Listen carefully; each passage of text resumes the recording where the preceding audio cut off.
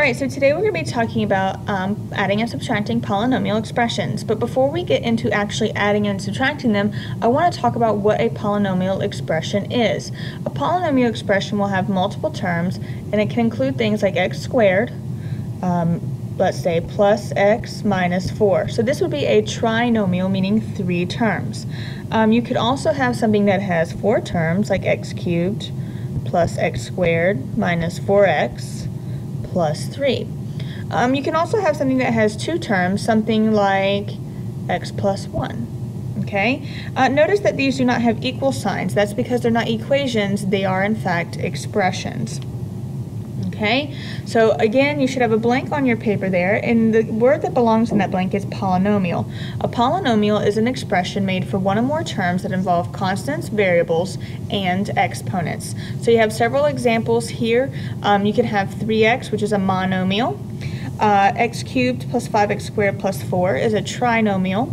And our last, a squared b minus 2ab plus b squared is also a trinomial because it has 3 terms. Alright, so let's go ahead and look at our first example. Believe it or not, adding polynomials is very similar to adding complex numbers. All we have to do is combine our like terms. So if I take a look here, I've got 7x and 5x.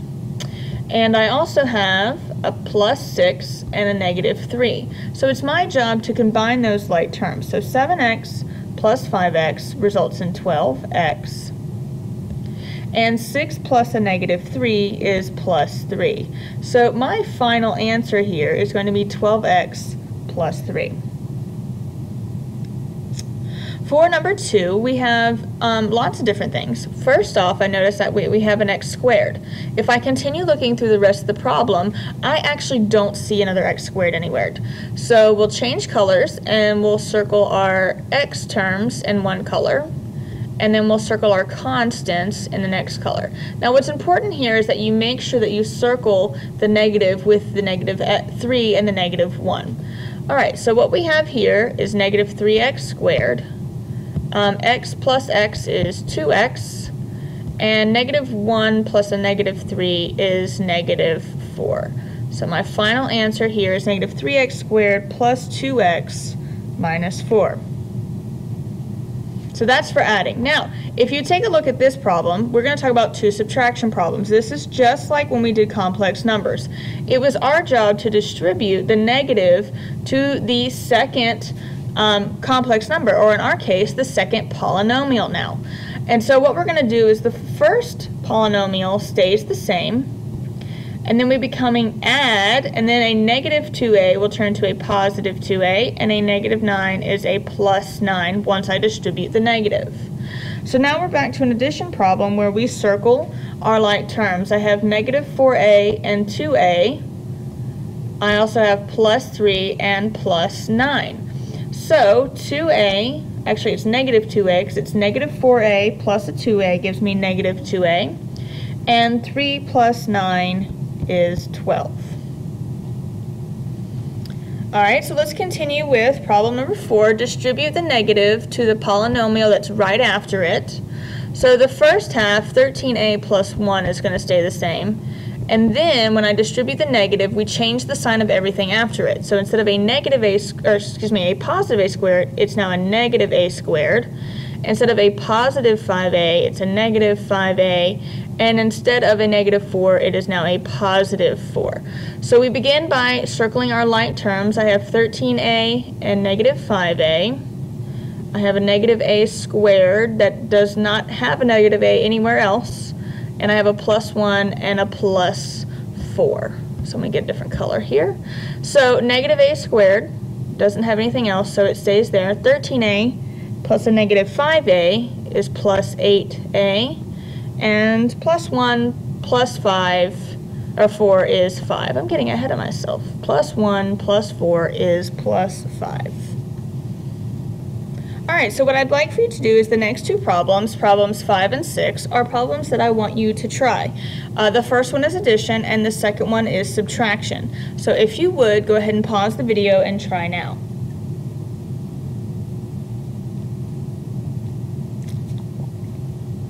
Alright, so you should have unpaused.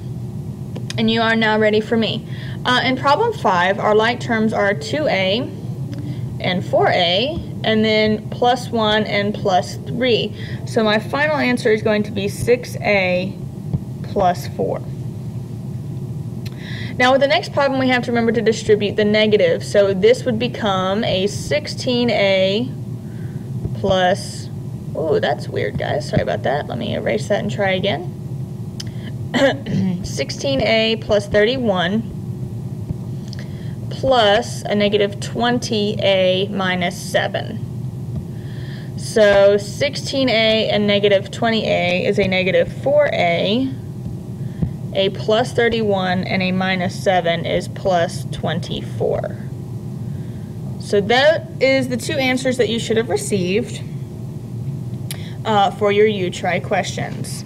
Now, with polynomials, we can actually apply them in the real world. So sometimes we'll have something like this, and I want to know the perimeter of the rectangle. Remember that perimeter is all the sides add up, and we know that in a rectangle, opposite sides are congruent.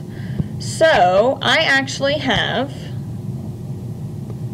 right here 5x plus 2 and 3x plus 8. So let's make this a plus sign. There we go. So what I need to do is add all 4 of these up. So I need to add 5x plus 2, 3x plus 8, 5x plus 2, and 3x plus 8. I need to add all of those up. So 8 plus 2 plus 2 plus 8 is 20. Okay, so I added all my constants up here in this row. Now adding this row, 5x, 3x, 5x, and 3x, when I add those, I will get 16x.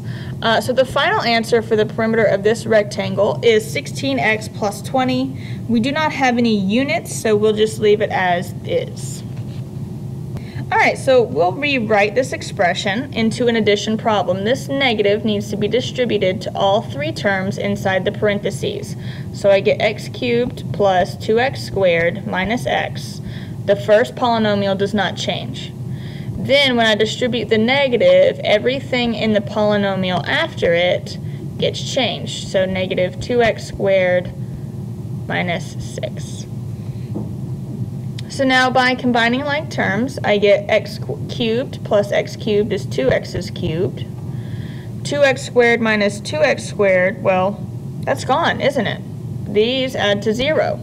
So then I have negative x, there's no other single x term, and then I have negative 6 because there's no other constant and I can't combine it. Okay, so I threw that one in there to show you that positive 2x squared minus negative 2x squareds mean that there are going to be no x squareds in my final answer. Alright, now for this house, we want to also find the perimeter of this house. Notice these tick marks right here. That means those side lengths are congruent. So that means that 6x minus 4 is the length right here. Okay? And then this is going to be 12x plus 3 on this side because of the double tick marks. It means that this is my second pair of congruent lines. So I need to add them all up. 6x plus, that's actually a minus 4. And then we have another 6x minus 4. And we have another 12x plus 3. We have a 14x plus 13 and a 12x plus 3. So we got to add all these up. Negative 4, positive 3, positive 13, and positive 3 add to a positive 11. Okay, and then 6x plus 12x plus 14x plus 12x is 50x's. So the final answer on the perimeter of this house is 50x plus 11. Alright, well that's it for adding and subtracting polynomials. Our next lesson will be over multiplying polynomials. See you then.